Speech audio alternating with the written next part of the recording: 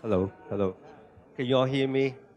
Good evening, everyone. I hope you all ate pretty well, okay? And not fall asleep when the speaker talk, okay?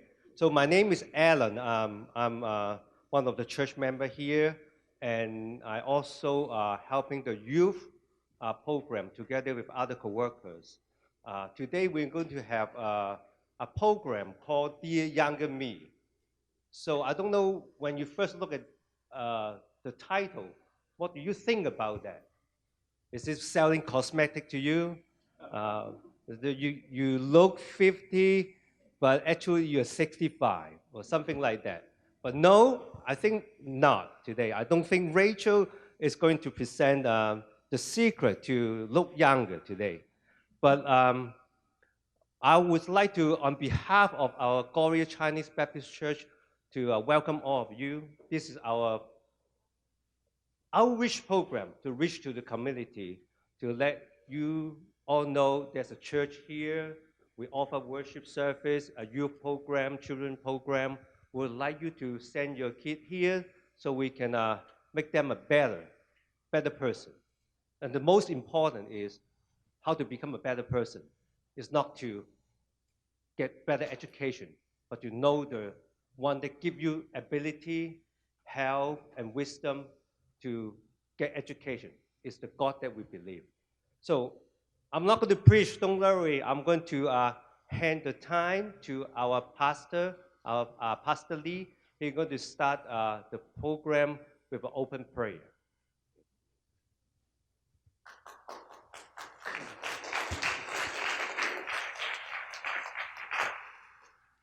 Hi everyone. Good evening. I hope you enjoyed the delicious food. Was it delicious? Yeah, wonderful. And we are so happy to have you this evening. As our deacon Alan mentioned that, yes, this is a very good opportunity for our church to serve our community. So I don't want to preach either. So let's bow our head and pray together. Dear Heavenly Father, thank you for giving us this wonderful opportunity to gather together. This is a great opportunity we anticipated for a long time. And today, Lord, because of your love and your grace, we have so many brothers, sisters, and friends come to GCBC to enjoy this special event. Thank you, Lord, and we give thanks for the families who provided the delicious food and drinks. And also, Lord, we pray that you bless our band this evening. They will perform, and also bless Rachel for her sharing. May your name be glorified, and we pray that everyone of us will get a benefit from this evening's special event. Thank you. In Jesus' holy name pray. Amen.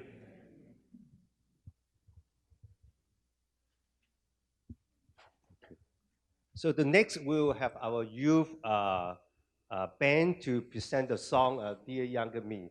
I'm not going to tell you a whole lot about the background of the song. I will have you enjoy the song first, and then I believe Rachel will give you some background about the song.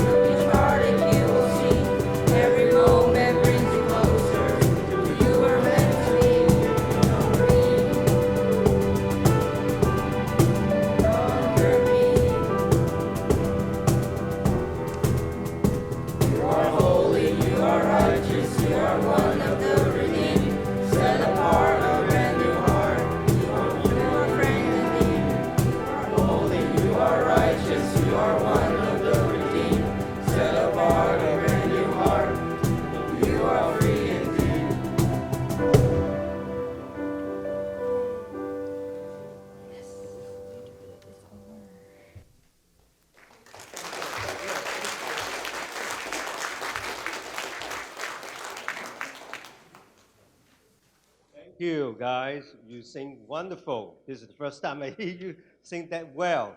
Good job.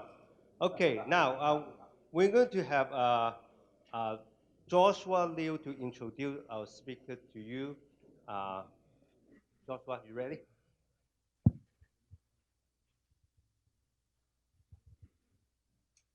Thank you, Alan. Good evening, everybody. Hey, I'm Joshua Liu. I represent the education department of this church, and we welcome you. So I would like to, first thing is I want to introduce the people in this room so you kind of get to know each other, since we have an entire full room. If you are a member of this church, could you wave your hand so everybody recognizes you if you're from this church? Okay, so you look around, so you know, if you need to find a bathroom, for example, look for one of them, okay? Okay, very good, very good. If you are a youth of this church, youth from this church, could you raise your hand, please, so we can recognize you? Youth from this church. So most of them are sitting right here. Some of them are over there, hidden in the back there, okay? Okay, so we understand that parents, you care about your children and their education very much. So do we. And as a result, we were able and very honored to have our speaker here with us for this special presentation today. Our guest speaker, since a very young age, has participated in a lot of leadership positions. She has led in worship led worship in middle school, high school, college, and also taught Sunday school and Bible studies in college. When it comes to academic achievement, when she was in high school, she scored a perfect scores for ACT, PSAT, SAT, and 11 AP exams. I'm sure these, for some of you, may not understand what this means, and for some of you, these rings a bell. Some of the youth are traumatized by these letters. Okay, Rachel, not only in academic, in her study, she was also the recipient of National Merit Scholar. She was the Student Council President in high school 2 years in a row, and held many other leadership positions also in high school and college. Now, for the most recent, Rachel graduated magna cum laude from Georgetown University. She double majored in government and history and minored in English. And she will attend Stanford Law School starting this fall, as a matter of fact, in a few weeks. So, with, if you don't mind, where's Rachel? I was looking for her earlier. So if you would, put your hands together. It is our honor and pleasure to have Rachel here with us to give us her speech. Thank you.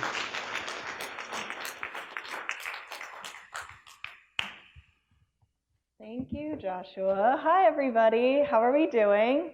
Good. Awesome. Thank you all for being here, and thank you to our live youth band for performing Dear Younger Me by Mercy Me.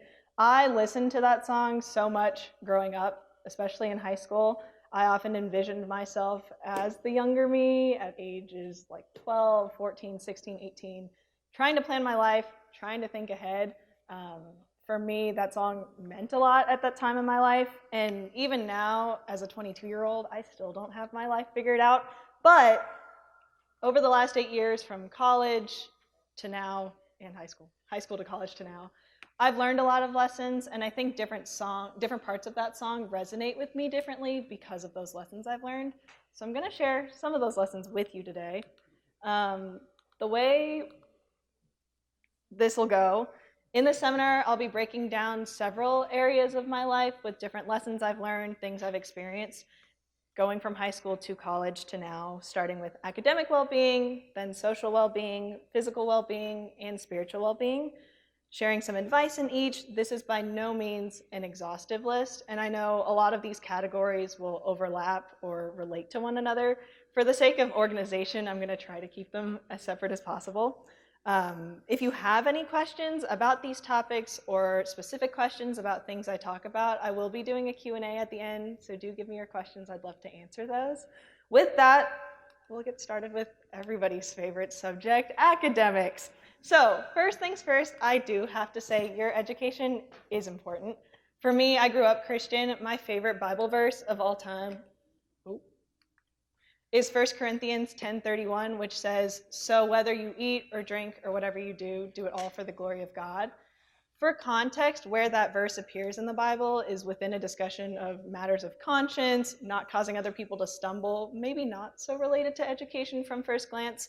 But two things I do want to point out from that verse. One, do it all for the glory of God means everything. Doing everything for the glory of God, no matter what it is specifically you're doing.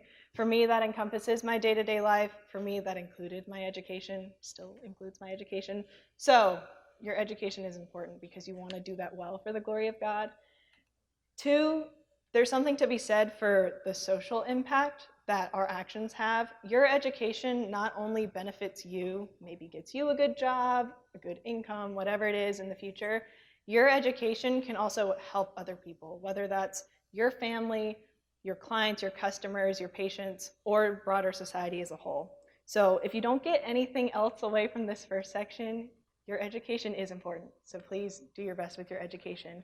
Now, how exactly do you do that? A few suggestions. When I was in high school, I was really pushed to get good grades. I pushed myself to get the good test scores, as you heard earlier.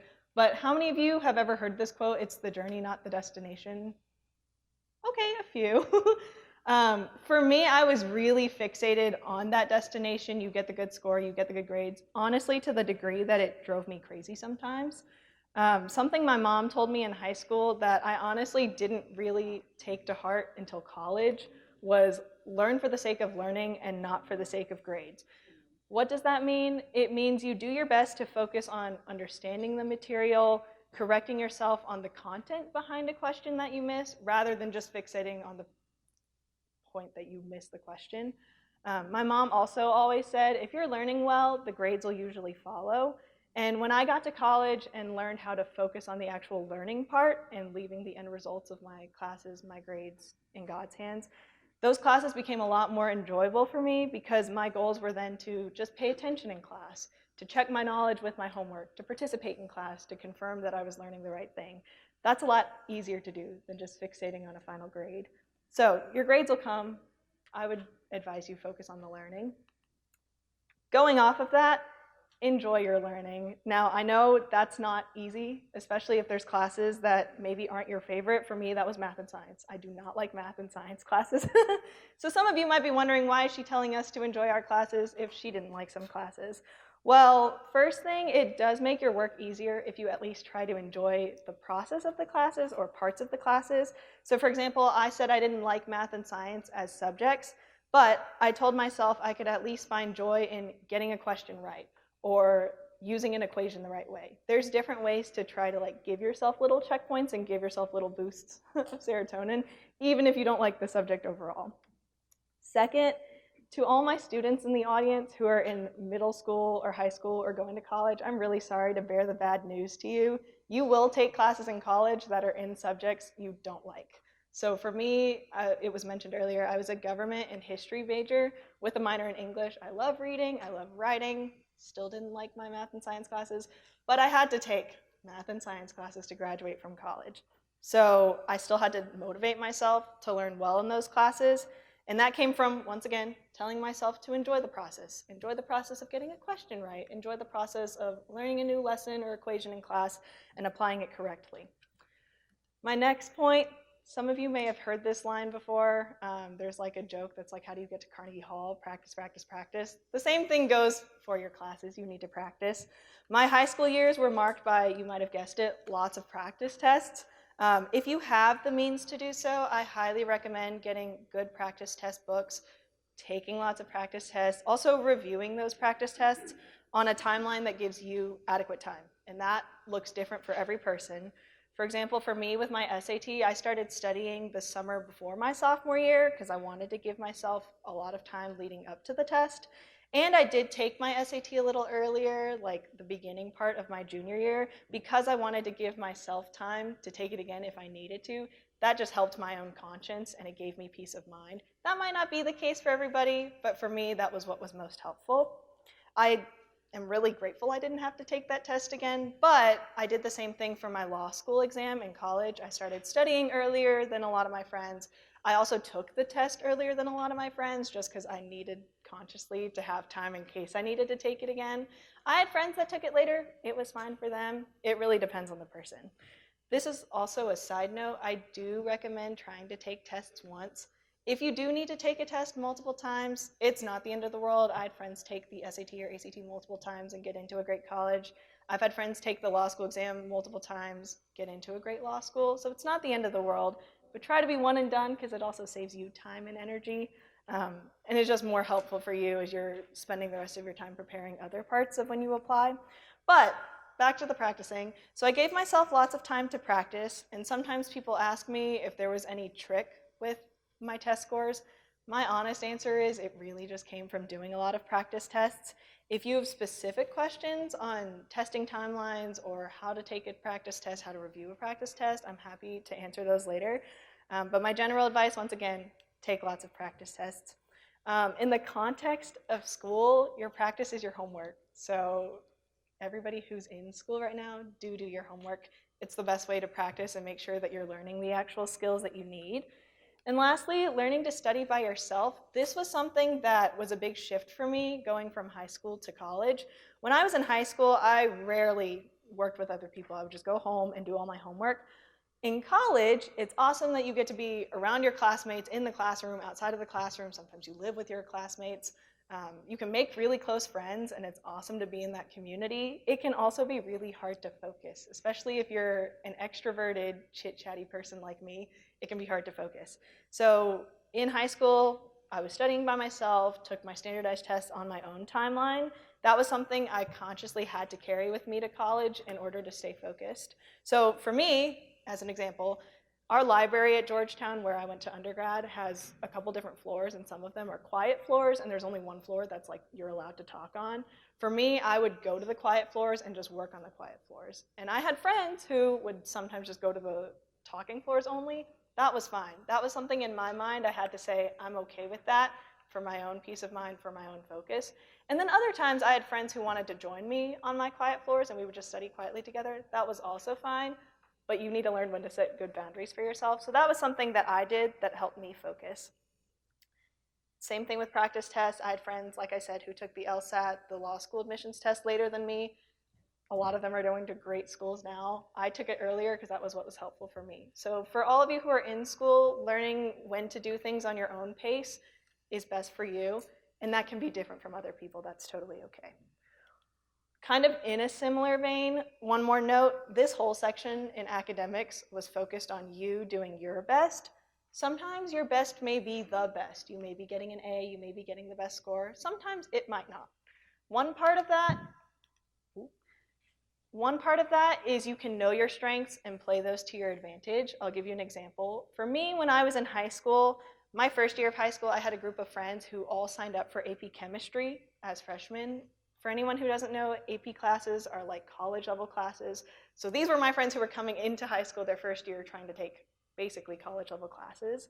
For me, I knew I personally was not very good at chemistry. I still am not very good at chemistry. So even though at my high school, AP Chemistry boosted people's GPAs up to a 5.0 instead of a 4.0 class, I consciously did not sign up for AP Chemistry. I took regular 4.0 biology and then filled my extra class slot with other 4.0 classes, which were public speaking and argumentation and debate, which I'm really grateful I took before law school now.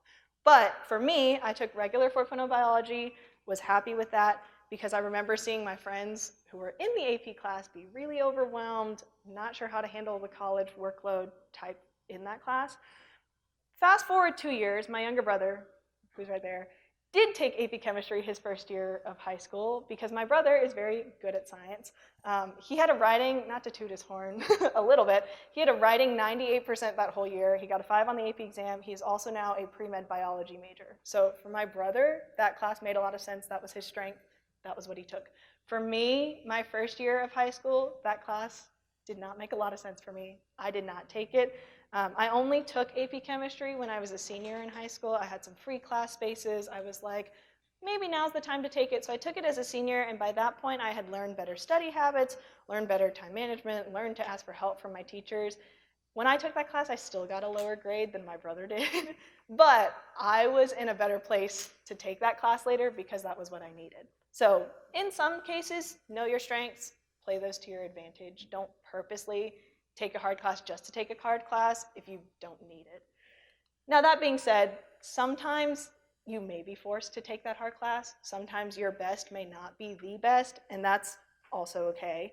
For me in college, there were some classes where I was actually happier that I got an A- than in classes that I got an easy A in. And you may be thinking, well, that makes no sense, Rachel. The A- is clearly a worse grade.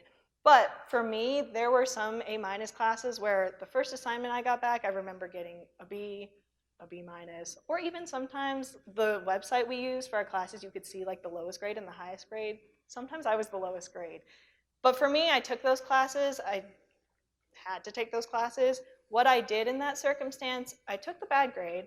I then went to professors, asked for help, went to my TAs or teaching assistants, who are usually like your grad students helping out with the classes, asked for help, asked other classmates for help, not because I was worked up necessarily just about the bad grade, but because the bad grade meant I was learning something wrong. It's totally fine to go ask for help in order to get a better grade, but for me, I wanted to at least improve my skills, and then the grades would follow suit. Eventually, in those classes, I did still end up with A-, and clearly that wasn't the best grade in my class when I had friends who were getting A's in some of those classes, but at least for me, it reflected my best work in those classes, coming up from the B, or the B+, or the B-, and that was sufficient. Not everyone is a straight A or straight A+ student. I was not a straight A or straight A+ student in high school or college. That's okay. For me, the biggest thing that helped was staying focused on doing your best, learning as much as you can. One last thing from academics, because I've talked a lot about testing, these are just some testing resources that helped me. They don't have to help you, but I figured I'd put them in case anyone's interested. Best recommendation for any testing, so this is like SAT, ACT, AP exams. Any official tests you can get from the actual company of the test has been most helpful to me. So whether that's College Board, the ACT, whatever it is, those books are going to be your most accurate in terms of the requirements, the actual questions, the practice tests. Other resources that were helpful for me, Princeton Review and Barron's. The tests are a little more difficult, I found, than the actual test, but the questions are pretty close in nature. The content is pretty similar. So for me, if you just need like extra practice tests to do, those were helpful. There's also, Princeton Review and Barron's goes for SAT, ACT, and AP classes. And then for AP classes as well, I use some like Crash Course is the name of the brand. Crash Course books for certain AP classes, those were also really helpful. And then extra for anyone in here who maybe is in like middle school or your first year of high school and you're not yet practicing for your standardized test, that's totally okay. Something that I did pretty early on, starting in middle school, was went through vocabulary sets. It's a really easy way to just expand your knowledge. Also, there are vocabulary questions on standardized tests that sometimes in the moment you get to a vocab question and you're like, man, if only I just knew this word. And it can be hard to predict what those words are that come up, but for me, the best way was just starting early and doing lots and lots of vocab sets, just because it's also helpful in general with other high school classes, college classes, to have a broader vocabulary. It makes reading easier, all these things. So for anybody who maybe isn't thinking about standardized tests quite yet, that's something that you can do if you want to get a little ahead of the game. So those were some academic well-being thoughts. These are going to be some social well-being thoughts. Starting off in high school especially, I know one common way people are active socially is through extracurriculars. Whether that's in your school or outside, this can be like sports, music, theater, academic clubs like Mod UN, Mod Trial, service clubs like Student Council, Boy Scouts, whatever it is. My first piece of advice is to find the extracurriculars or activities that you like and genuinely do your best in them, try to be a leader in them, put yourself forward in them. I don't think there's a perfect number of clubs to join. I think it matters more so if you care about the clubs that you're in, you're passionate about the goals of the club, and maybe you're a leader in that club or you play a big important part in that club. In high school, for me, I was really involved in student government and was our school's only two-time student council president, because for me, making a tangible impact in students' lives through discussing with students, discussing with teachers and faculty and administrators, for me, that was really meaningful. I don't think everyone needs to be student council president, but the lesson I would give is try to do something that's meaningful for you. So for example, if you really like chemistry, try to see if you can take like the chemistry Olympiad exam at your local chapter, get involved that way, take the national exam. If you really like, I don't know, knitting or crocheting, and say your school doesn't have a knitting or crocheting club, you can start the knitting or crocheting club. So there's plenty of ways to get involved. Think about what you like. It doesn't have to be what other people like, but go do what you're passionate about. I think for me that was most helpful. Another point off of that, it's okay to not join every club. You may hit a point where there's just too many clubs that you're interested in. I struggled a lot with that in college because there were lots of clubs I wanted to be in and I just couldn't balance it all. That's okay. As one example, for me in high school, I was really involved in mock trial 2, which is basically just students role-playing as lawyers and witnesses in a court case. So for me, that was something I loved in high school. When I got to college, I tried out for mock trial 2 years in a row at Georgetown and did not get in either year. And by the time I got to my third year, I said, you know, Rachel, clearly you still like this club, but it's also okay that you're putting all this time and effort in every year and it doesn't go anywhere for you to not get in. So my third year, I stopped trying out for mock trial because it wasn't worth my time for just a handful of spots. Instead, that same year, I had also started helping out with the orientation program at Georgetown, which is basically just like student volunteers coming together to help welcome the new incoming class of students every year. And through me doing orientation, it was an organization I saw that I could really focus on because they always needed people to be involved. They always needed people to take leadership roles, and it also seemed a lot easier to get more involved in it. So for me, I got more and more involved in it. My senior year at Georgetown, I was one of 4 student coordinators organizing all of new student orientation with our staff. And that year we were welcoming 1,800 new students to campus and their families, getting them integrated in the school community, finding them mentors and other like new students they could meet. My world didn't end when I had to give up mock trial, when I had to switch to something else. For me, I'm so glad I did orientation. It actually inspired my whole application to law school. So it's okay, whatever clubs you pick, it doesn't have to be every club. Love the ones that you do pick and do your best at them. Once again, you don't have to join all of them. Second social tip, this goes for extracurriculars too, but also for anyone who maybe is working any jobs right now. I didn't work a job during high school, but when I was at Georgetown, I had to work a job or an internship all my 4 years at Georgetown as part of my scholarship package. My piece of advice, you can learn from any experience. You may be working a job that doesn't directly relate to your future career hopes, or maybe you're working a job that you really, really don't enjoy. But something I've learned through the various different jobs I've had is that there's so many skills that can be transferred to different jobs, and so many people have so much wisdom, no matter what area it is. So as an example, for me, I worked 1 year at Georgetown as a student caller for Georgetown's alumni fund. What that meant was I was just calling alumni, asking for them to give money to my school. And in full, complete transparency, I hated that job. I remember bringing my dinner to the job and like only eating 1 bite between every phone call, and then the boss was like, you always have to be on the phone with the next prospective donor, so I couldn't like do homework between calls, and we were in the basement of this building with no windows, so not the greatest environment, but I had to work the job. So I did that job for a year.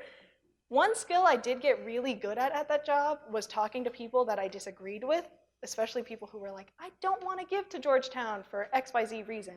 Fast forward a year later, I was interviewing for internships on Capitol Hill with Congress. And for me, a skill that I kept bringing up was, I'm really good at talking to people who disagree with me. And it was a skill that I had picked up from the phone calling job that I really didn't like. Ultimately, that landed me with the congressional internship, where I did have to end up taking a lot of phone calls of people who disagreed politically with my representative. So skills can be transferred, experiences can be transferred. Be open to learning from any of those experiences that you may have, or anyone around you, whether that's your boss, coworkers, other people. Be open-minded. Next, in the social sphere, this should be common sense, but I'll say it anyway. Do be kind and respectful, and to the best of your ability, don't burn bridges. This is kind of where we start getting some overlap, but for example, academically, this goes for your teachers, your classmates, other people at your school, your guidance counselors, your principals. In college, it might be your professors, your teaching assistants, your classmates, administrators, other people at the university. At a future job, it'll be your boss, your coworkers, customers, clients, other people like that. At the most basic level, Jesus talks about this in the Bible. We commonly call it the golden rule today. Luke 6:31 says, "Do unto others as you would have them do unto you." Beyond that, kindness also just goes a long way in terms of making friends. If you're in middle or high school, maybe you have a lot of friends right now, or you've had friends that you've known from school or extracurriculars for several years. That's awesome. One big shift for me when I went to college was suddenly I felt like I knew nobody. That's okay. I will say once again, kindness goes a long way. Being kind, being respectful, being genuine is the easiest way to meet new people and make new friends. That can be scary, but as long as you keep those good attitudes towards other people, that tends to resonate with strangers. Also, taking it to the next level, it's professionally helpful for you to be nice to people. For me, when I was in high school, I asked a couple of my teachers and my guidance counselor to write me recommendation letters for college. Everybody has to do that when you're applying to college. I then had to do the same thing applying to law school. I asked 2 professors and a boss that I had from a job in college to write me recommendation letters. So it's always good to keep good relationships. Same thing goes for jobs. If you're thinking way down the line, your jobs will ask you for references, which is basically who are names of people that you've previously worked with or previously learned from in school who can speak well to your academic abilities, work ethic, things like that. It never hurts to keep good relationships, so just keep your good relationships good. Another tip for social well-being in general, pick the right friends. Good friends can be really uplifting and encouraging to you, especially in hard times. Bad friends can be really, really draining. Just some Bible verses that have spoken to me over the years. One is Proverbs 27:9. Perfume and incense bring joy to the heart, and the pleasantness of a friend springs from their heartfelt advice. Good friends will give you good advice, so pick the right friends. Bad friends can give you bad advice. Don't pick bad friends. Another one, as iron sharpens iron, so one person sharpens another, from Proverbs 27:17. Good friends can challenge you. Good friends also build you up. Another verse, Proverbs 12:26, the righteous choose their friends carefully, but the way of the wicked leads them astray. I'll kind of go into this more too, but picking good Christian friends matters a lot. And then another verse, 1 Corinthians 15:33, don't be misled, bad company corrupts good character. Bad friends have an impact on you. Good friends also have a positive impact on you, but bad friends can have a really negative impact on you. It matters.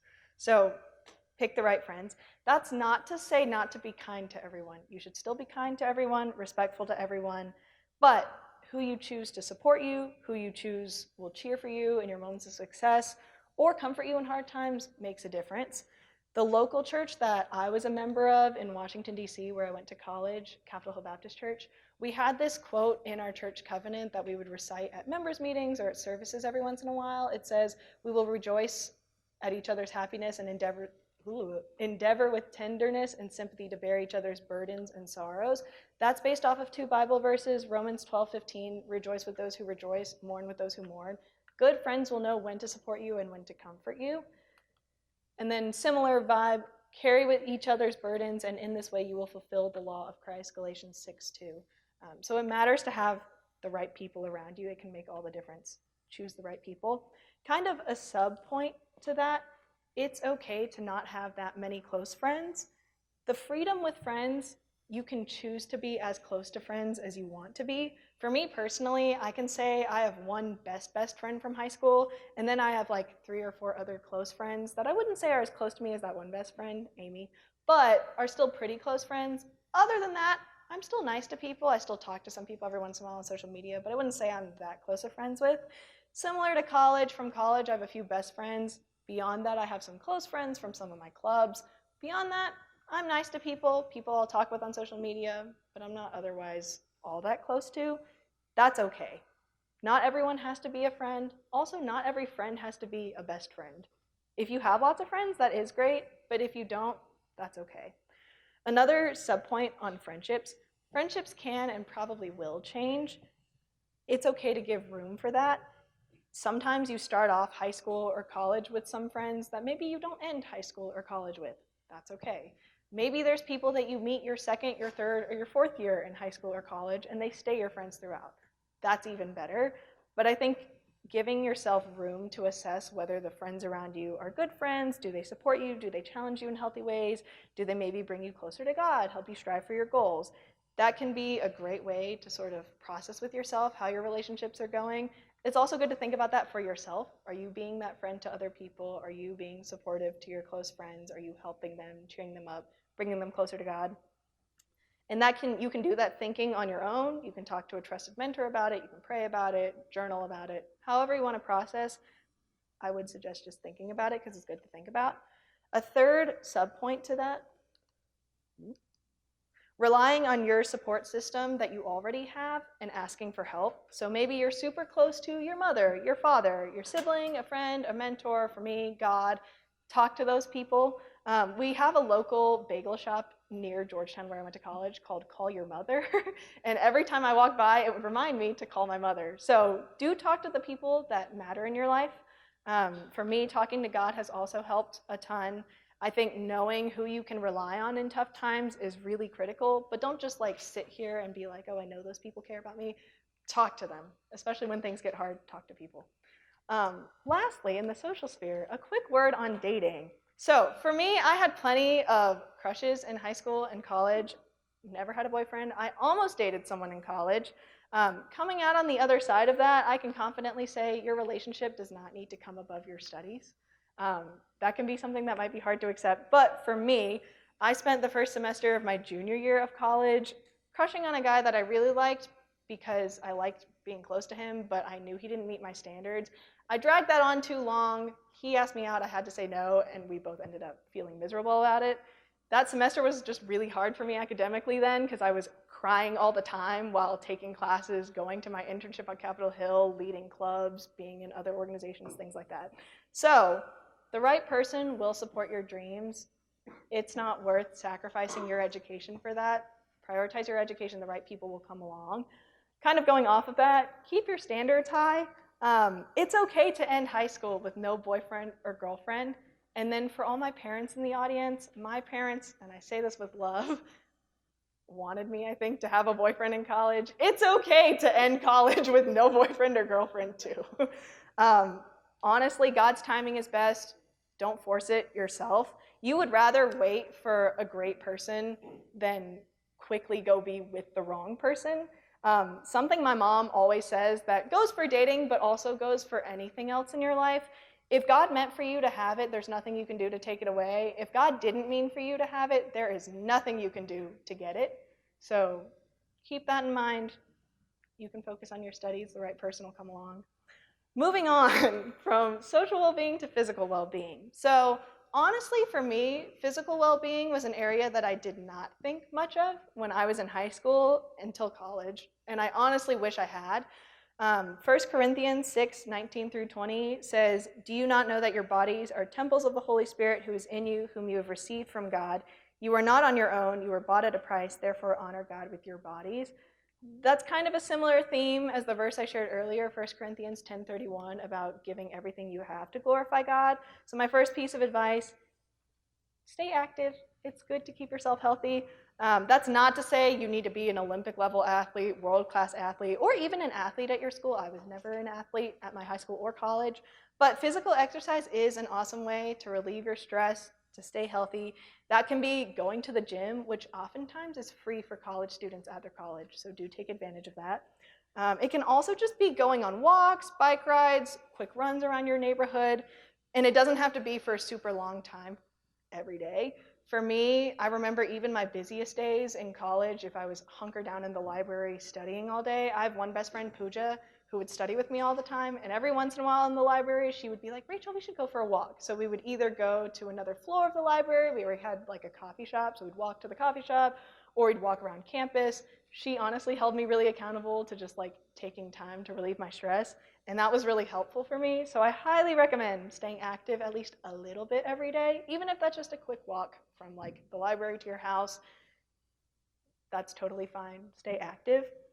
Second, do eat healthy when you can. It can be really easy, especially in college, to want to drink copious amounts of caffeine, eat lots of ramen and chips. I'm guilty of it, but your parents' advice still holds true. Do eat your vegetables. If you really, really, really don't like vegetables, try to eat fruit. But whatever it is, do eat healthy. Eating healthy also includes eating 3 meals a day. No matter what age you're at, whether you're in middle school, high school, college, graduated, you're working, you have kids, fuel yourself, you need the fuel. So do eat healthy. Also, drink lots of water. Especially for college, I realized there were not that many places to fill up my water bottle as easily as when I was in high school. So do bring a reusable water bottle places. That was really helpful for me. And then third, sleep. This one is hard.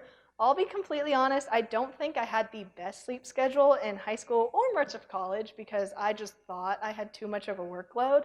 There were some nights in college that I stayed up ridiculously late, and I'm not telling you the hour, that I missed my alarm, would wake up at 10:15 the next morning for my 9:30 class. So my advice, don't do that, even though I did miss some classes. So if you do miss classes, that is okay, you just do your best. But advice here, do sleep. For me, during my senior year of college was when I did start sleeping more and consciously thinking about sleeping more. And even though I was really busy that year, applying to law school, I was also really involved in a lot of clubs, still juggling a lot of classes. I think there were a couple things that I did that at least helped me sleep better. Hopefully these can be helpful for you. One, this is not really possible in high school because you can't really pick your class times, but in college for me, something that I did, especially later in college, was realize I can pick later classes. For me, that was really helpful because I'm just not a morning person. So I picked later classes. I would basically take like 11 a.m. classes instead of 9 a.m. classes. And then my classes would go until maybe like 5 or 6 p.m. instead of 3 p.m. That was a conscious choice I made because for me, I was like, I hate studying by myself in the afternoon. I'm not very productive after lunch on my own. So I was like, I'd rather be in class then. And that helped me then take later classes, sleep in a little more. So that was one thing. Another reason I slept more was you need sleep to exercise. So for me, I started working out more like junior, senior year of college. If you're going to do that, you do need sleep to exercise. So get enough sleep. Something that then practically helped in terms of sleep, managing your time well. I know that's something that can be really easily said and not done. But for me, I thrive off of to-do lists. That was something I got really good at in college. That helped me just know what I had to do immediately, what I could work on a little bit, what had to be done, but I didn't have to put as much effort in, or things that like I just needed to write down but didn't need to worry about. 2 practical tips on to-do lists, if this is helpful. One, this was something I learned from my mother, organizing things that are urgent versus important. This is going to look like a lot of words, but I'll explain it. So for tasks for me that were urgent and important, that meant like I have to do that now, and I have to put good thought and effort into it. Then there were some tasks I had that were maybe urgent and not important. That could be like, or important and not urgent. Important and not urgent, that could be like, for example, I have a big paper due next week that's worth 50% of my grade in the entire class, but it's due next week. What I might do then, if that's on my to-do list, is to say, okay, I'll work on it for like an hour today. Then I've put some good thought into it. I can build that up consistently over time, but I don't need to keep worrying about that for now when I have other things to do. That's important but not urgent. Urgent but not important, that's things that you just have to do, but maybe you don't need to put a lot of mental effort into. So for me, that was like if I had forms I needed to fill out, or like healthcare, financial aid, whatever it is, I could do those things, but I didn't have to hyperfixate on every detail of those forms, so you don't have to spend as much energy doing those. And then maybe there's things on your list that are not urgent and not important, but you just have to write them down somewhere. I would always put those at the bottom of my list just so I could remember them. Another thing on to-do lists that really helped me, making fake deadlines or early deadlines for myself. So As an example, let's say I have a paper due, if today's Saturday, let's say I had a paper due in class next Friday. What I might do as a fake deadline for myself is to say, okay, I'm going to have my outline done with my research done on Monday. So that gives me 2 days to research my paper, prepare my paper, outline it, but it doesn't have to be super detailed. Then I would maybe say Tuesday, I'm going to draft half of it, Wednesday, draft half of it, and then submit it on Thursday. The way that allowed me to get more sleep was, one, I could expect what to do every day, which is helpful in terms of planning out my time. But two, let's say, for example, I was really, really tired on Monday. It gave me a little bit of forgiveness to say, okay, I'm not done with my outline, but I can put it down today, get enough sleep, and I just know consciously tomorrow, I just need to leave a little more time in my schedule to finish the outline before I draft it. Or say I'm really tired on Thursday, then I could say, I don't have to submit my paper on Thursday because the paper's due on Friday. I'm going to sleep tonight, I'll read it through one more time tomorrow, and then I'll submit it. That was something that really helped me, both in managing my workload, but also getting more sleep. So, all that to say, your sleep is important. You may not be getting beauty sleep hours in high school or college like you are maybe over the summer, but start building your good habits now. Don't go on your phone right before you go to bed. Don't be reading a ton of stuff before you go to bed. When you're going to bed, go to bed. For me, something that happened a lot to me more in high school, but still sometimes in college, was I would find myself really anxious before I went to sleep sometimes. Usually it was like before a big test, before a big like paper due, something like that. 3 things that helped me sleep better. One was just praying, giving my stress to God. A Bible verse that's really helped me, Bible verses, are Matthew 11:28-30, which says, come to me, this is Jesus speaking, come to me all you who labor and are heavy laden, and I will give you rest. Take my yoke upon you and learn from me, for I am gentle and lowly in heart, and you will find rest for your souls, for my yoke is easy and my burden is light. So if God has already taken my burden and can give me his yoke, which is easy, I don't need to be worried about my life. I don't need to be worried about test results. That was something that helped me sleep, was just thinking on that and praying through those verses. 2, something practical. If you have things on your mind that I'm like, I just have to do that thing tomorrow and it's making me nervous staying up, what helped me was just writing it down somewhere, being like, I can see this tomorrow if I put this on a piece of paper by my bed or on my phone, on my computer, and I don't have to think about it tonight because I'll see it tomorrow. That's also helped me sleep a little better. And then the last thing, something that I used to basically trick my mind into thinking. For me, I'm a really logical person, so something that helped was I would tell myself, Rachel, the best thing you can do for yourself right now is to go to bed and do those things you're worrying about tomorrow. You need the sleep, you need the rest for tomorrow, and if you're already going to do those things tomorrow because you're not staying up right now to do them, the best thing you can do for yourself is go to bed.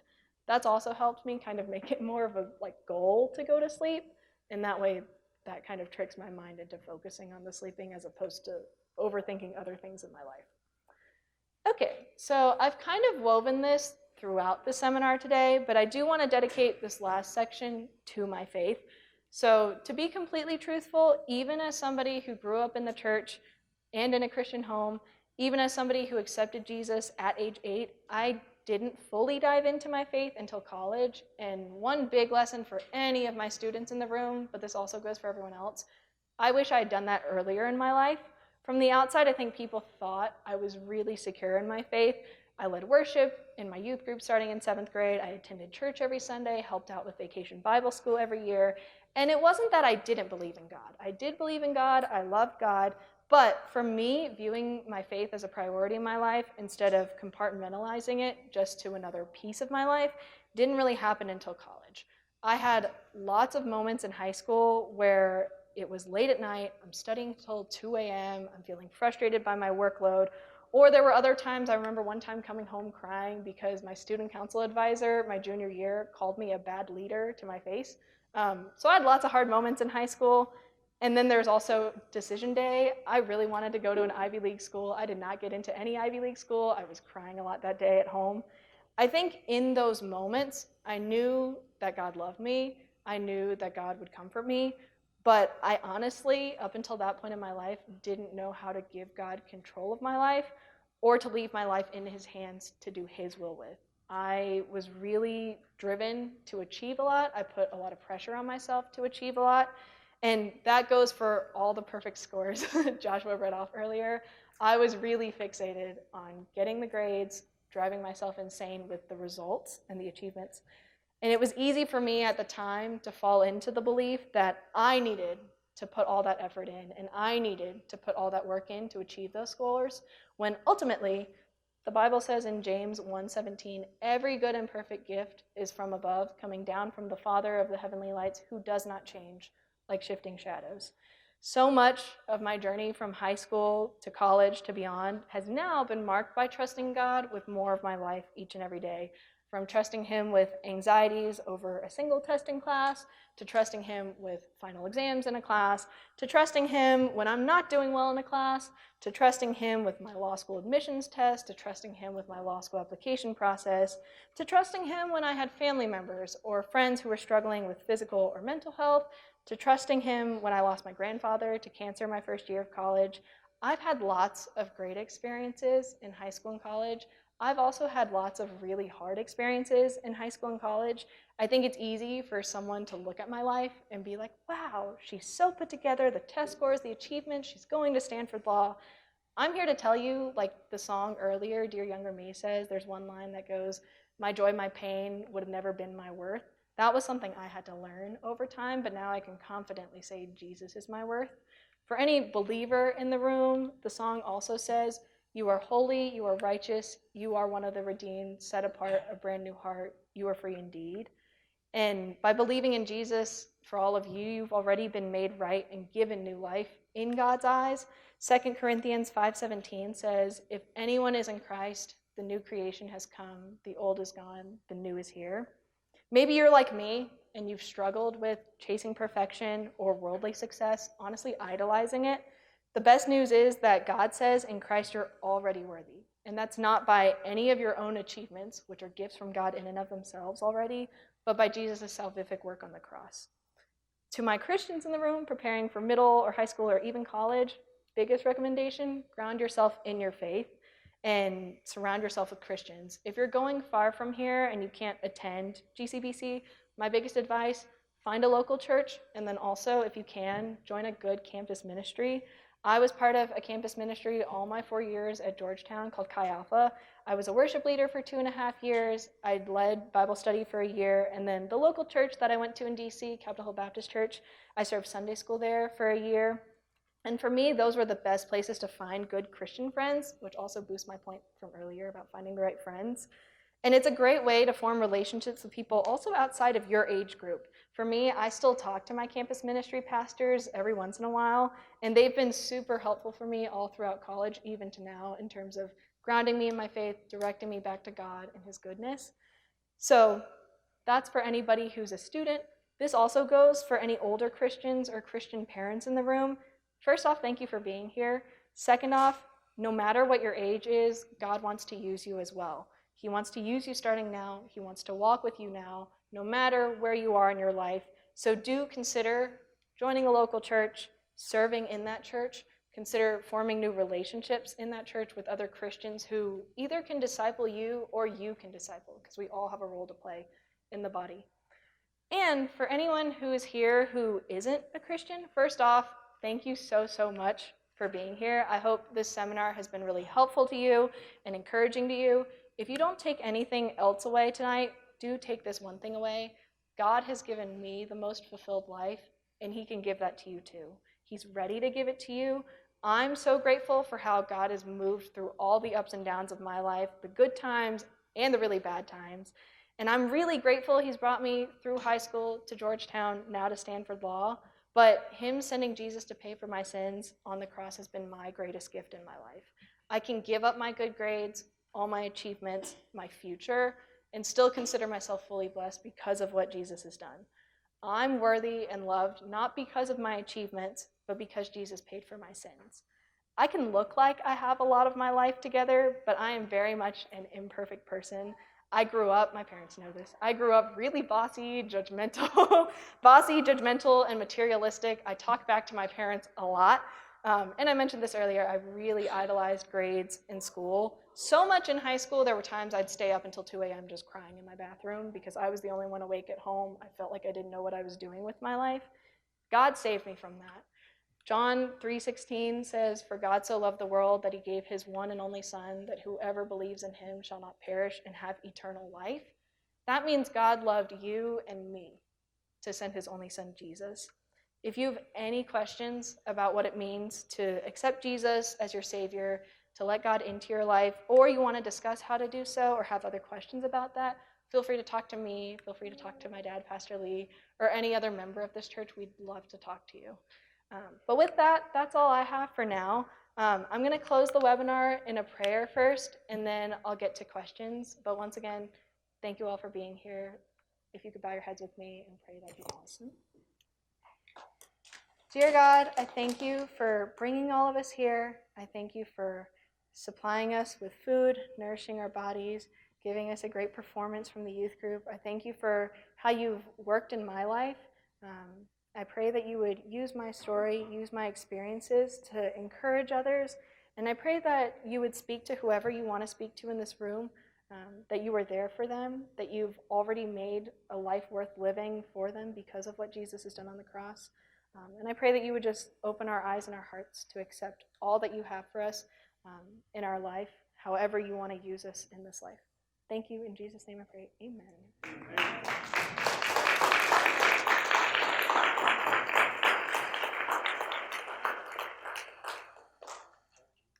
Okay.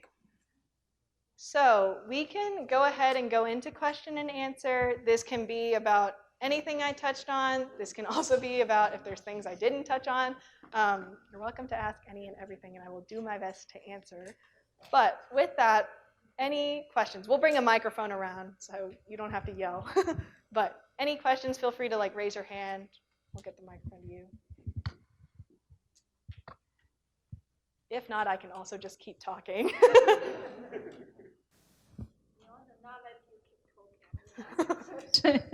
Thanks, Mom. This is my mother. Yes, so I'm her mom, but I'm going to represent the mom's old dad. Ask a question. Well, this is you aim to your younger you. What is your parents? What are you going to tell your younger parents? Oh, Any advice? younger parents. That's awesome. I think first, and I think my parents, not to toot their horns, my parents have been really good at this, bringing my brother and I consistently to our faith, talking about our faith, bringing us to church. I think for me, that was the biggest thing growing up. It may seem, and I say this as a Sunday school teacher from my church in DC, sometimes it may seem like your kids aren't receiving everything or aren't absorbing everything, but I promise you they do take in a lot more than you know. So to any parents in the room, bring your kids to church, keep encouraging them in their faith, especially once you get to college. For me, that was something that it was hard for my parents to obviously see because they're not physically with me when I was in DC, but because of the lessons I'd had growing up, it was then easier to plug into a local church and to grow in my faith even when they weren't always around me. So that's the first thing. Second thing, for parents, I think something that really helped me growing up was my parents have always been super encouraging to me. They, to toot their horns, never compared me to other kids. They never compared me to my brother. I think that's something I often think about now. I grew up in a high school that was really, really comparison driven. Our school had perfect SAT, ACT, people's photos on the walls. So the environment was very much who can be better than whoever else. My parents were never like that. So to all the parents in the room, your kid is unique, your kid is special. Do encourage them in that, support them in that, cheer them on, comfort them when things aren't going well. But I think biggest things, bring them closer to their relationship with God. Also, not comparing them to other people. It does not have to cost anything to support your kid like that. So do support your child. Don't compare them to others. Celebrate them and what they're good at. I think one other thing, I think I told this to my mom once when I was younger, especially for all the parents in the audience. I say this as someone who's not had kids of my own, but from being on the other end of this as a teenager, sometimes there's moments when I was a teenager and I said things I didn't mean, or I didn't show my love to my parents, but I do remember when my parents did that for me.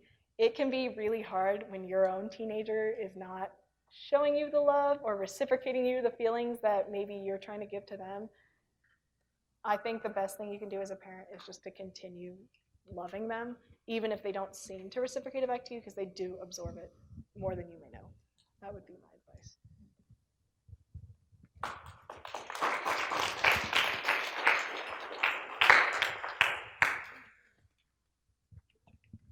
I'll ask a question. My question is, what are some challenges you faced as a young Christian going through college in an environment that is very, I would say, pretty antagonistic to Christianity? Yeah, that's a great question. I think biggest challenges, one, my school, Georgetown, I love Georgetown. One thing, it does have a really high stress culture. I think part of that can just be going to a good school, and this goes for any school. People were always wanting to like emphasize how little they slept or like how unhealthy their study habits were. That was something that I struggled with a lot as a Christian of like, okay, how do I like do my best but then give it to God and not just want to keep like idolizing the stress culture. That goes for careers too. Like my friends were so like LinkedIn. I don't know if people know what LinkedIn is, but like always posting the next job they got, club leadership position they got. And sometimes for me, I struggled a lot with imposter syndrome. That was one thing that I think like as a Christian, what helped the most was going back to God and thinking through like if God has my life in his hands, that doesn't have to be dependent on what other people are doing with their lives. I can trust him with my life. So that was one thing with stress culture. Second thing, my school did have a party culture. I think that can be something that a lot of people aren't used to. For me, I was never like a popular kid in high school, so I was never used to seeing that kind of stuff. And coming to college and seeing kids want to go to bars all the time, or like once people turn 21, wanting to do that kind of stuff often was a big pressure. I think what helped me the most was, once again, surrounding myself with the right people. I'm really lucky that I had a lot of good Christian friends from my campus ministry, and I think that honestly helped ground me because we would choose to spend our time not doing those things when there's plenty of other fun, safe things you can be doing. So I would say those were probably the two biggest pressures I felt. But in terms of walking through that as a Christian, I think like sticking with my faith, both on an individual basis, but also surrounding myself with people around who believe what I believe was really helpful. The question is in college. I mean, like, did you join any sorority? So I did not. What do you think about sorority? Yeah, so I think that's also very much dependent on the school. Georgetown, for context, Georgetown only has 2 sororities and then maybe like a handful of fraternities that are not like school sanctioned. So at my school, it was very much not a culture of joining a sorority. People were very much anti-joining a sorority. I did have one friend from my campus ministry who was in a sorority. She liked it because she liked the community. She liked making friends that way, but she also had lots of friends outside of it. I think from my limited experience seeing her in the sorority, I think sometimes depending on the school you go to, you can feel pressure to join it. I don't know, depending on the sorority, what the exact social scenes are, but I do think you can make plenty of friends outside of a sorority no matter what school you go to. I would once again say Christian communities are the best for me. But even other clubs I did, I don't think you have to join a sorority to find your best friends or to find that sense of community. I think you can find it elsewhere no matter what school you go to. Goes for fraternities too, for my guys in the room. So I mean this in the most respectful way possible, but do you think that your like ideal stats coming out of high school, all throughout high school, kind of contributed to the fact you didn't get into Ivies? Ooh, that's a good question. Part of me, the quickest way to answer this, I don't want to say this as a cop-out, but I do think this is true. At the time when I got into Georgetown, so for context, I applied to a bunch of Ivy League schools. a bunch of like other top schools, and then the only 2 schools I got into for college were Ohio State, because my family lived in Ohio at the time, and Georgetown. At the time, I honestly remember not being super happy about it. I was like, man, I would have loved to have gone to an Ivy League. I was waitlisted to 5 top 10 schools, and I was like, man, I can't believe I tried so hard. I think part of that comes down to, in complete honesty, I did not start my college apps as early as I probably should have. I was writing essays up until December, so that's another piece of advice. Don't wait on your college applications. But the other part of that too, for me at least, at the time I remember being kind of upset, not sure what God was going to use Georgetown for. As time went on, and especially as somebody who was a government and history major, I've loved being at Georgetown. And that's not just me being like, oh, I've just accepted my circumstances. I think for me, it ended up being the best place I could have gone. So I think it was God's hand working in that. And the other piece of confirmation to that, my younger brother applied to colleges 2 years later, and the only 2 schools he got into, sorry to expose you, the only 2 schools he got into were Ohio State and Georgetown. And I do, and there's a lot of ups and downs with this, but for me and my experience going to college with my brother and looking back on that, I do think God so intentionally put me at Georgetown that it's hard for me to stand here and say, man, I wish I'd gone to another school, because for that reason too, I think I was really blessed to have gone to school with my brother. I think also going to Georgetown did open certain doors for me. Like I mentioned, I interned on Capitol Hill in Congress. That was something I did while taking classes that I don't think would have been possible had I gone to another school, because Capitol Hill internships, for anyone who's interested, Capitol Hill internships are a lot less competitive in the school year because students going to other schools are not physically in DC, but I was physically in DC. So I think there's been a lot of blessings with me going to Georgetown. My shortened answer to all of that is, for me, I think it was definitely God putting me at Georgetown, and not so much like, oh, I had all these statistics, man, I wish I'd gone to a better school. I think from getting those statistics, I did learn a lot of better studying habits, which then helped me for my law school exam, which then helped me get to Stanford. But in terms of undergrad, I would say for myself, and this is unique to me, I do think God specifically put me at Georgetown. So. Are there any ways that you're challenged in your faith when you're in college? As an adult? Ooh.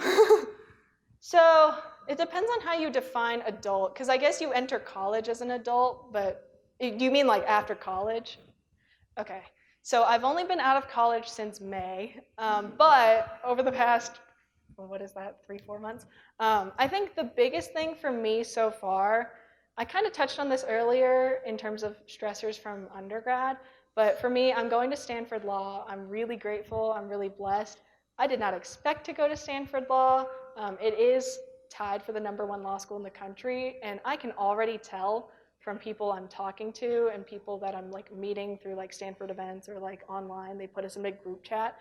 From people I'm meeting, I think the biggest thing so far in law school especially, but I think this goes for a lot of professional schools, people are so career driven and like wanting to get the big paying job or like the highest ranked like court clerkship. I already sense it even though I haven't even started yet. I think for me that's my biggest thing right now, and it's I think because I struggled with that in high school, wanting to feel like I needed to always do better, I needed to always keep achieving, that's something I think where I do feel myself pushed right now. And it's been, obviously I haven't started yet, but I think continuing now before I start law school to think about, okay, how do I still maintain like my relationship with God, praying every day and thinking on like God's purpose in putting me at Stanford and seeing it not so much as, okay, I did that to get in, now I have to do well here or else God's going to be disappointed. That's not how it is. Instead, thinking of it as like, God has blessed me with this opportunity and I'm going to do my best there because he's placed me there, which then means he's going to lead me through the rest of my life, and I don't need to feel that pressure on myself just because I see other people pressured by it. That's probably the biggest thing I've struggled with so far. I think otherwise, just like being an adult, I think, and this kind of goes for high school and college too, for me at least. In high school and college, I had a lot of great Christian friends. I was also surrounded by a lot of non-Christians, and I do sense this now too, especially after leaving undergrad. It's hard to stay in touch with people, especially people that I've wanted to share the gospel with or wanted to talk to them about Jesus. that was something growing up that I've told people multiple times. I want to get better at evangelizing. I want to get better at like talking about God. So I think that would be my second thing is like, how do I do that now as an adult when I don't see people as often or when it's harder to meet people? That's been something I think I've been praying more and trying to open my heart more to more opportunities. Like if God says, this is a person you can talk about, just ask them, have they ever thought about God? Like that can be an easy, quick ask, even though I'm usually so intimidated to do it. So I would say those are two things. One, imposter syndrome, and two, like thinking more how I can share my faith in an environment that is less conducive to being around people all the time. Hi, Rachel. I have a question for you. Yeah. You know, San Francisco is a pretty liberal city. How are you gonna deal with people over there with a different religion and LGBTQ, those community? How are you gonna handle that situation? Are you stand neutral, or you want to be a little bit aggressive, or you maybe just do something differently, especially in environment? People of the big company, even government agencies, they emphasize diversity, all kind of equality, equity, that kind of policy. I don't want to go like too far, but for you, with a strong Christian faith, how you gonna handle that kind of environment yourself? Yeah, that's a really good question. And I think this goes for like lots of social issues that we see in our world today. I think, not to point back to my PowerPoint, I think first thing is, one, for me, it was helpful to be around people who like shared my convictions. So that goes back to going to a good local church, surrounding myself with good Christian friends. But other than that, when you're in an otherwise worldly environment, I think for me, something that helped was thinking about it not just as, okay, here's specific issues that I tend to disagree with people upon. I think it's more helpful to me to think about it as the fundamental difference is I'm a Christian and so many of those people aren't. And that has helped me not only want to see people better in a more like kind and respectful light, but also to not get so fixated on just the issue when I interact with people. I think like I have like plenty of friends who think different than me politically, religiously. I think what's helped me the most has been to sit and think about, okay, outside of those issues, how do I get to better know people for who they are because they're created in God's image? And then from there, fundamentally, I'm a Christian and they're not a Christian. I think there's a bigger like dilemma then of, okay, their worldview is different than my worldview, or maybe they share different beliefs than me on like specific issues, but most fundamentally, they don't know God.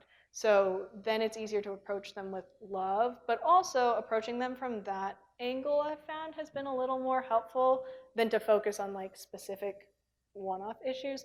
That's just been in my experience. But I think generally that's helped me mentally keep myself like both with my own convictions, but also how to approach other people well and care for other people well. That's helped to see it as like they're made in God's image, but they fundamentally don't know God, and there's the biggest problem beyond whatever specific political opinion or social issue opinion that someone may have. Rachel, I really like you. You know, I have one more question about the future career plan. You know what? I like you so much. If you're on the ballot this November, I'm going to vote for you. We really need the younger generation, Chinese Americans, younger generation to stand up, be a leader for this country. So, do you have any career plan for your future? Oh man. I think let me a little bit too broad. I think we have a lot of doctors, we have a lot of computer scientists, and but beyond suddenly when you turn on the TV, I rarely saw any like Asian face. Yeah. Someone needs to stand up, and we try to push as many as we can, but I think we need someone to stand up for the first one. I could go on and on this topic. Yeah. So, as you know, you use a bar for a lot of kids here. No. So as was mentioned, I was a government, which is basically political science. I was a political science major in college. If you asked 6-year-old Rachel what she wanted to do with her future, she would tell you be the president. I don't know if that's quite in my cards right now, but I will say a couple points. I think for me, if you're asking about my future career path personally, long term, I do want to work in education policy and like education law. That might go a little more political, that might not. But for me, that's something I'm really passionate about. So that's one thing if you're asking about me. But more generally, as an Asian American who cares about politics, this is kind of an encouragement to everybody. It doesn't hurt to get more knowledgeable about our world. It doesn't hurt to get more knowledgeable about the country.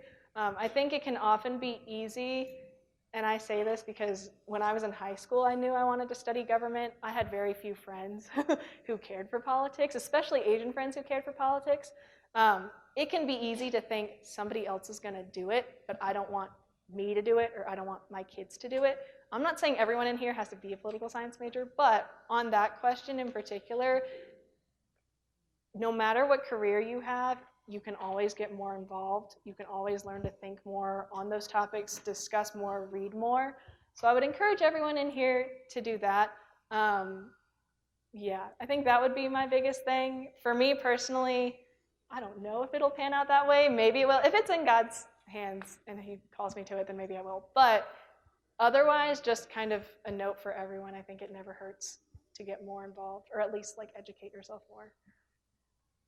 I'm going to add a few words on that, because when Rachel was 5 or 6, she did talk about, when I grew up, I want to be the president of the United States. So as her parents, what we did, I never laughed at her for saying that. Instead, and I said, sure, I'm going to campaign for you. So that's one thing I want to give the advice to the parents. No matter how it looks like an impossible dream or impossible, ambition your kids express, give them encouragement. Because you never know, like she said, if God put a hand on her, wanted her to be the president, why not? Esther is one of the examples in the Bible, right? So let your child be used by God for God's purpose. Of course, when she decided, after she did the internship on Congress, she said, Mom, I don't want to be a politician anymore. I was thinking, okay, good. So either way, so that's my point. Let God use them, not our parents' idea. It's God's will, not our will. Any other questions? Yeah. Hey, Rachel, just to build on the earlier question, I think a lot of high school students either are struggling or confused, or maybe just surrounded with a lot of uncertainty when it comes to what major they should go into in college. Ah, yes. I think some of them are afraid that if I pick the wrong thing, it's going to ruin my life, my career. Do you have any, obviously you were very driven, had a kind of a general goal in mind. How would you give maybe practical advice to the high school students? Yeah. There was another part of college I didn't talk about. So I said I was a government and history major. For a season of my life, I tried to change my major. This was going into my sophomore year. So I came in as a government history major. My first year was online with COVID. I was like, man, school is tough. And I thought to myself, maybe I should change my major. I took one international relations class, which they're still pretty similar subjects. I took one international relations class and thought, maybe I should change my major. So I tried to change my major to international politics, which is basically Georgetown's version of international relations, and I got rejected, which a lot of people usually don't get rejected from trying to change their majors, but I did. And I remember that summer feeling like, man, that was what I thought I wanted, because all my friends, I did have a lot of friends doing international politics, and they all wanted to go either work for the government or go to law school. And I remember at the time thinking, oh my gosh, I'm not going to make it because I didn't get in. That didn't happen. The world doesn't end because you didn't pick the perfect major. And I grew to really love my majors. I think what helped me, so one is,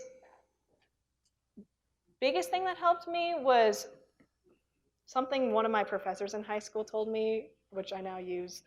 Things you like to do, things you are good at doing, there's a balance between those two things, and then what is, I drew my triangle wrong, things you like to do, things you're good at doing, and then what is feasible in this economy. So out of that triangle, for me what really helped was, okay, I like reading, I like writing, and I realized in college there was one semester that I was trying to sign up for classes, and I couldn't get into any government classes, and I remember telling myself, man, I still need to have a history class, even though I was not majoring in history at that point. And for me, that was a sign of like, oh, so I really do like history then, which was then why I added my history major. So that was one part, figuring out what you like. I think that's probably the easiest way to go about it. First is thinking about what you like. Then I would go from there and say, okay, do pray a lot, but pray and think about like different ways to use that degree. I know it's easy for us to be like, there's some degrees that are easier to get certain jobs than others. I had some friends who did like finance and then went on into consulting. That was a very easy career path for them. I do think there's a lot to say for majors that you like. So don't lose what you like, because oftentimes if you like something, you'll want to work at it and that makes you good at it. Flip that around though too. Sometimes there can be things that you're good at, and then because you're good at them, you find yourself liking it more because you do well in them. So that differs per person, but I would say sit yourself down, assess what you like and what you're good at, and then as a final kind of confirmation step, think about, okay, what could I do with this as a future career? But in general, to anyone entering school, it's okay to not know what you want to major in. My brother has changed his major. I tried to change my major. It's okay to change your major. I would say just come in with something that you think maybe you like, maybe you want to try and like you see a feasible career path. And if that needs to change, that's okay. It's not the end of the world. Testing. Okay, so for me, what I did, and this looks different at different points in high school, but I kind of carried this with me to college. If you're getting ready for a test and say like you're like on break for the summer or it's like winter break and you don't have other things to do, what I did with my test was I just sat myself down and took a practice test every day. That can seem like a lot, but for me, it wasn't like I'm taking a practice test every day because I need to get a perfect score every day. It was more so take a practice test every day to get used to the test every day. I did the same thing for my law school test, and that helped. I just took my whole winter break and took a practice test every day. Funnily enough, with my law school test, my scores actually dipped. I remember going into my mom's room crying at home, being like, Mom, I'm never going to get into law school because my score dipped. But getting in the habit of taking tests regularly was what helped me the most. And when I say taking tests regularly, what that usually looked like, so say it's winter break or summer break, you're at home, I would take the test in the morning, take a break for lunch, go read a book, go scroll Instagram, whatever you want for a couple hours. And then in the afternoon, I would come back with that test, look at all the questions I missed, and then look specifically at, okay, I missed this question. Why did I pick that other answer? Why was this question right? Or why was this answer right? So I basically then just would like think through every single question and do that in the span of a day. That's my advice for if you're on a break. If you're in the semester and it's harder, like you have classes in the week, you're going to school in the week, if you can, what I did was I tried to take a practice test on the weekend. So like Saturday mornings was always my time. I would sit down at home, or in college, I did the same thing with my law school exam. I would sit in the library on Saturday mornings, take my test, and then you may not have as much time to just review it all if you have homework and other stuff. What I would do then was split up by sections. Usually for like standardized tests, there's maybe 3, 4, 5 sections. Take a section of the test. I would give Sunday off because I went to church and wasn't going to look at my test. But then Monday, I would maybe review my reading questions that I missed, and then Tuesday, review the math questions I missed. So that kind of helped me during the week to sort of keep a testing schedule going. And then if you're on breaks, I would say testing as much as you can was most helpful to me. Any questions, parents? Are you ready to lock up your kid for practice test? The kid will say, oh, I do my best, but my best was not good enough. So what am I going to do today? So you all go home thinking about what she's talking about, but that's what grace come in. That's what we question. I think Rachel talked a lot. Physical, you eat good, you sleep good, you exercise good. That applies to all ages. No matter I talk to my patient in a nursing home, I tell them the same thing. If you want to get out of nursing home, you need to eat good, you exercise with me, then you sleep good, then you can go home. Same way here tonight. You're not just taking this advice. That's why grace comes in. No matter, we believe as a Christian, no matter what happened in your life, good or bad, God has a plan for you. And just like the song, Dear Younger Me, how writing a song, if you write a song or write a letter to yourself, your younger self, what are you going to write to yourself? You probably start to write something for your kids' schedule, doing tests, all this. No, don't go home to do this. Just try to think about what are you going to write to yourself. Is it good health, good enough? Good job, good career? But those things you cannot carry those with you. There's only one thing you can carry. We believe that's lasts forever. It's the best investment. Not just your child swap, your fidelity account, but this investment is your spiritual investment. We would like you, just like Rachel, she's very active in the club. As she also mentioned, church. I don't want to consider church as a club, but I want you to think about if there's something eternal, there's something you carry with you. Job will go away, your education will go away, your health will go away, your beauty will go away. So there's only one thing, your spiritual health, your spiritual, your relationship with God is something we want you to invest in when you come to our church. No matter you're lady, women's group, we have a Thursday at 10 a.m. And we have youth group every Saturday at 5:30, and also worship. We are welcome. We have all ages. If you can bring your family, come here, that would be nice. So we can. We hope you will not just take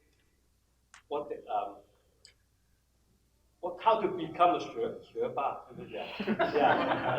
yeah, my Mandarin, yeah. But how to invest yourself for eternity. That's what we want to take. So I don't see any hands here. So we would like, Rachel, thank you. We would like you.